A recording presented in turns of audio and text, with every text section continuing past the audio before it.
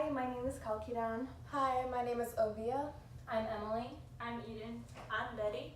I'm Sam, and today we are here to discuss about two books.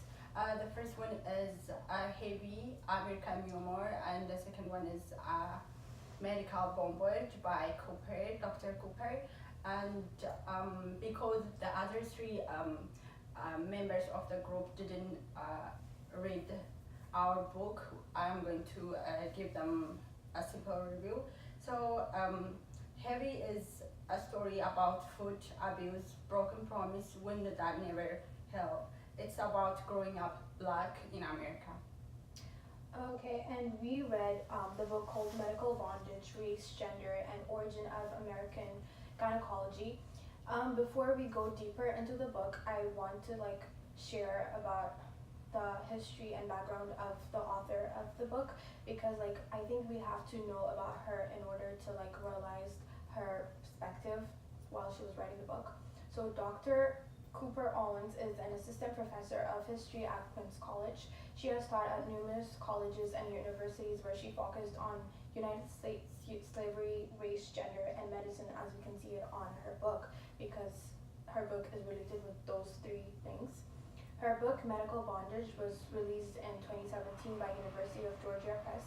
She received her MA in African American Studies from Clark University and PhD in History from the University of California. She also received certificate for Women's Studies in that university. She mentioned that her early training in African American Studies and Women's Studies aided her with research since there weren't many written records. And her book took a little bit longer to be published because of a death in her family and learning to adapt a new discriminatory environment because, well, it talks about race and gender. And now we'll be discussing how these books relate with historical trauma and also Social determinants of health. Okay, so can anyone give us brief description about the historical trauma in Heavy because we didn't read the book? So we can see how he relates his emotion with food. Whenever he feels too sad or too happy, or whenever he feels there's something that he wants to ignore, he apply his emotion on food. That's why he become obvious. So the community, his family, and everything around him push him to influence his emotion on food. Yeah, which is the social determinant aspect of it is how the community influenced him to get bigger and also question his own sexuality at some point in the book, and also where he grew up, and his mom also influenced him to be what he wants, what he is right now, a college professor. And historical trauma of the book is how African Americans were treated back when he was growing up, how there was still discrimination, and where he grew up was Mississippi Jackson, and there's a lot of police brutality, and that also impacted his way of thinking. Is there anything like this in your book? Ours was more on racial trauma. I mean, so basically there's three different doctors, gynecologists that they talked about, and what the book really covered was how they did the studies, try to find the disease, how to find the treatments for disease for women's reproductive health, and just how suppose the historical trauma, or like also the social determinants in a way, like is like how they wouldn't put anesthesia or anything and would just like cut through the woman and try to see if there's like any way to like treat them, so that they would use whatever treatment that they found for white women. So like even they also covered about how like even if white women and black women had like the same human anatomy, like they wouldn't consider, they still saw black people as like different. So like you see a lot about that. And one of the gynecologists would even like go to slave owners and like offer him money to like essentially rend his slaves so that he could perform these insane surgeries on them. And I think one of the women underwent like 13 surgeries before he finally, like on the same woman, just repeatedly, until he finally like figured out a way to like cure the medical issue. And like these women couldn't do anything about it. They just had to undergo these painful surgeries and months of recovery for nothing. Not only that, they had to do labor too. Exactly. Yeah. They used to like scrub their floors while they're like after a day of their surgery and stuff. Yeah. And the first like doctor was even called the father of gynecology, which doesn't make sense for me because like he's like killing people and like discriminating them and like letting them work after like the first day or the second day of surgery. I mean, what's the point of him being the father of gynecology? I mean, I get it, like he might get cure for like certain diseases, but like how, you know, the process should be like in sense, like I don't know. Yeah. At first, like when I was reading this book, the first pages of this book was really boring because it was all about like the history, whatever. But like when you go deeper, like it truly like shows and make me realize how people back then were really discriminated, especially women, black women. Like it was really hard. Our book also talks about racial difference and how the community saw that. The author was trying to date a white girl, and his mother was beating him, and it wasn't acceptable from the community. So, do you want to talk about this more? The racial differences and how black people were viewed and also like white people, it wasn't really seen as like a positive thing if they come together, or like if they have relationships, then it gets complex.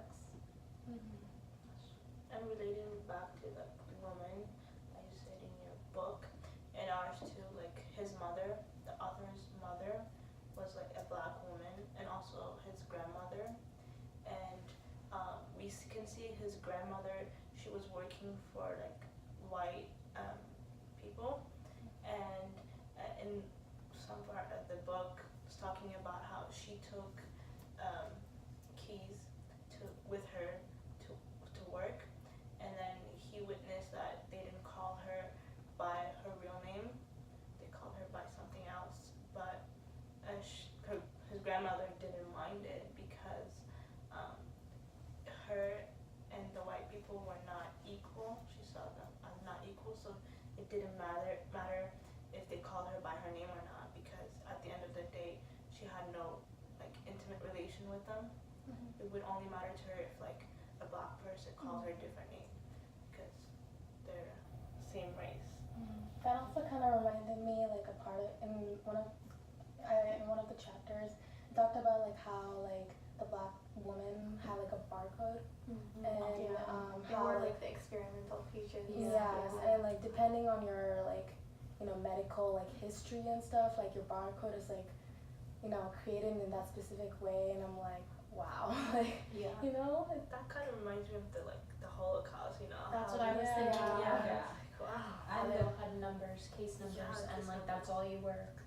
Wow. And the grandmother said that that they are not her people. White peoples are not her people, so it doesn't matter. So yeah, they just explains how the community like ignore one part of the other. Yeah. And also abuse, like in your book, I understand like women were like abused by doctors, Yeah. kind of. In ours too, there was like abuse, but like with his mother and the guy she was dating, so he was abusive towards her, and we can see like how Keys like was seeing that, and I think he didn't mind it. He didn't know what it was because he was still like 12. But like later, As he grew up, he knew. yeah. And the other abusive is that the author was abused by his nanny.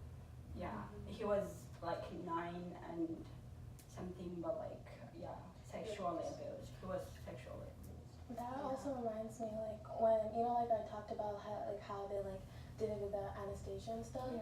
Like it talked about how like black people are more pain tolerant and like they have like a specific features, like that's different from white people. So like they didn't really like think that black women would like be hurt, like it was like painful. Yeah. And even to this day, I feel like there's still that issue. I feel like doctors, like some of them probably have biases and they actually like see differences between different races or different types of people or their background or where they come from. So And on the part that you say black women are resistant, on the book, even black people think that black women is like Are strong, and they say whatever we do to black women, she is going to be still ours. Yeah. It also like kind of reminded me about like one of the topics that we talked in like PPHS class about cultural competency and narrative medicine. I mean, okay, I get it. Like being a doctor doesn't mean to only serve only your race.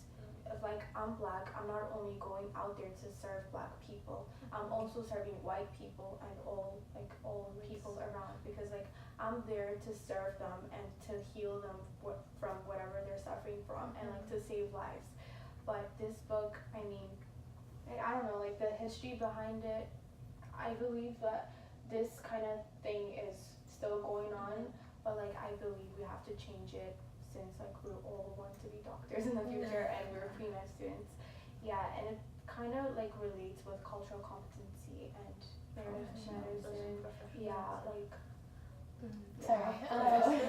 Like for this kind of like in a different class, but like in one of my writing class, I had to write about a paper on one of the infectious disease, and it said like how people, like patients, don't like are comfortable with being a provider of their own race.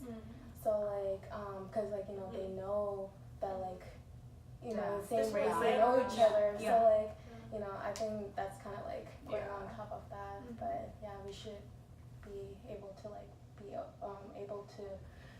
able to be okay with like people who are not also in your race. exactly. and I feel like also doctors need to be accepting and also like open to many different views, perspectives, and cultures, because they're going to be working with many types of people.